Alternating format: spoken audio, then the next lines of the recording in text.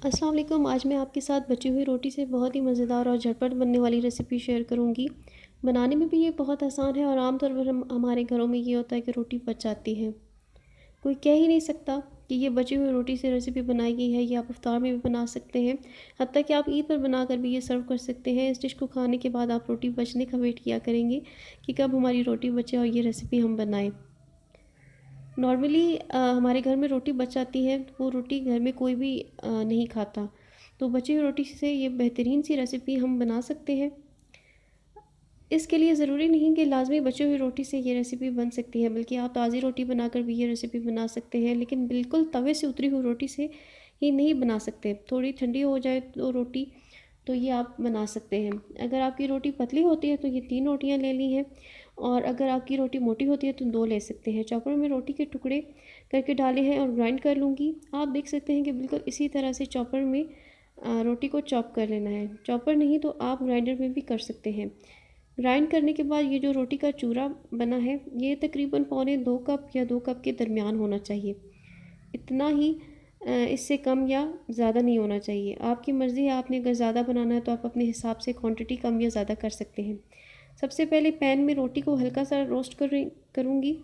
इस पैन में देसी सिर्फ घी रोटी को सिर्फ 1 चम्मच भरकर ही रोस्ट लेना है, ना करेंगे कम और लेना कोई है चीज़ ना शामिल ज़्यादा नहीं लेना है। करेंगे। इसके बाद इसमें तो 1 घी चम्मच डालने के भरकर 4 से देसी घी 5 मिनट डालूँगी। बाद तक मैं इसे भून लूँगी, ताकि रोटी अच्छी तरह से भुन जाए। भुन जाने के बाद रोटी क्रिस्पी सी हो जाएगी। इसको लगातार 4 से 5 मिनट तक लगातार ही भूनना है, ताकि रोटी अच्छी सी क्रिस्पी भी हो जाए और वो अच्छी तरह से रोस्ट भी हो जाए, पक भी जाए। और देख सकते हैं आप कि ये किस तरह से हो चुकी है और उसने अपना रंग भी ब्राउन कर लिया है। इसके 4 से 5 मिनट भुन जाने के बाद इसमें आधा कप पिसा हुआ खोपरा डालूँगी। खोपरा डालने के बाद 2 से 3 मिनट तक फिर से भुनाई करूँगी। इसका थोड़ा सा रंग चेंज हो जाएगा और खुशबू भी आने लगेगी, और टोटल 7 से 8 मिनट की भुनाई के बाद इसको पैन से निकाल लूँगी। इसके बाद इसी पैन में 1/4 कप चीनी ली है। इसको कैरमलाइज़ करना है, मतलब चीनी को पिघला लेना है। जैसे पहले चीनी को हिलाना नहीं है। जब हल्का हल्का चीनी पिघलने लगे तो फिर हल्के चम्मच से हिलाना है। पूरी तरह डार्क ना हो, हल्की सी कैरमलाइज़ हो। तो इसमें आधा लीटर दूध डालूँगी, मतलब कि 2 कप दूध लिया है। दूध डालने के इसको मिक्स करूँगी, ताकि चीनी के जो भी पीसेस नीचे पैन में बच गए हैं वो भी दूध में घुल जाएं।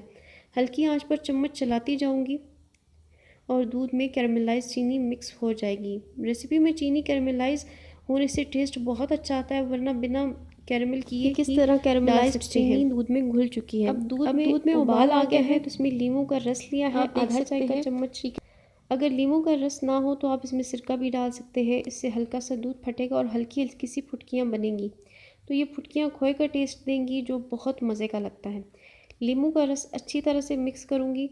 इसके बाद इसमें केवड़ा एसेंस डालूँगी, इससे खुशबू बहुत ही अच्छी आती है। 2 कतरे लिए हैं और 2 कतरे ही केवड़ा एसेंस के डाल दूँगी। और जब तक दूध कुक हो रहा है तो मैंने जो रोटी ले ली है, रोटी को खोपरे के साथ रोस्ट करके जो रखा है, इसको ग्राइंडर कर लूँगी दोबारा से, ताकि ये फ़ाइन पाउडर बन जाए। अब इसका फ़ाइन पाउडर बनाने के बाद जब दूध पकने के दौरान गाढ़ा हो रहा होगा तो इसमें रोटी वाला मिक्सचर शामिल कर दूंगी और मिक्स करूंगी। फ़ाइन पाउडर शुरू में 1.5 कप डालेंगी, और कम लगे तो 2 कप ही शामिल करें। अगर ज़्यादा गाढ़ा हो रहा हो तो दूध ना शामिल करें। अब इसको मिक्स करने के बाद लो टू मीडियम फ्लेम पर कुक करेंगे, और दूध मिक्स करते ही हुए अगर आपको फ़ील हो कि दूध बहुत गाढ़ा हो गया है तो आप इस वक्त इसमें 2 चम्मच दूध मज़ीद शामिल कर सकते हैं। अब मैं इस वक्त इसमें आधे कप से भी थोड़ी कम चीनी डाल रही हूँ, क्योंकि शुरू में चीनी डाली थी, इसलिए बैलेंस टेस्ट करने के लिए चीनी ध्यान से डालूँगी। अगर ज़्यादा मीठा पसंद करते हैं तो चीनी 1.5 कप डाल सकते हैं। ये आपकी अपनी चॉइस पे डिपेंड करता है कि मीठा कितना रखना है। अगर टोटल मीठा डालने की बात करूँ तो इसमें पौना कप मीठा जाएगा। अब चीनी को अच्छी तरह से मिक्स होने के बाद जब मिक्सचर सेट हो गया हो तो फ्लेम ऑफ करूँगी, और जो केक मोल्ड होता है, जो ज़्यादातर केक बनाने के लिए यूज़ होते हैं, उस सांचे में नीचे घी लगाकर ये मिक्सचर थोड़ा सा सेट होने के लिए रखूँगी।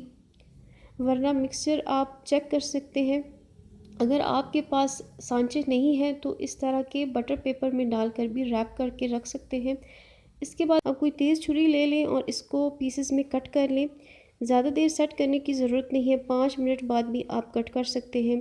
इस तरह स्लाइस काट लेंगे और मोल्ड से इसको निकाल लूँगी और किसी ट्रे में रख के इसके टुकड़े काट लूँगी। बहुत ही स्पेशल और मज़ेदार रेसिपी बनती है। अगर आप इसको बनाना चाहें किसी फेस्टिवल पे या मतलब किसी त्यौहार पे बनाना चाहें, आप बना सकते हैं। आप इसको मिल्क केक भी कह सकते हैं। कोई भी गेस नहीं कर सकेगा कि ये बची हुई रोटी से बनाई गई है। ये बजट में रहकर बनाई जाने वाली रेसिपी है। इसको ज़रूर ट्राई करें और मुझे कमेंट सेक्शन में लाजमी बताएं कि आपको ये रेसिपी कैसी लगी है। वीडियो अच्छी लगी हो तो इसको लाइक करें और चैनल को सब्सक्राइब करें। मैं इंशाल्लाह आपसे नेक्स्ट रेसिपी में मिलूँगी। तब तक के लिए अल्लाह हाफ़िज़।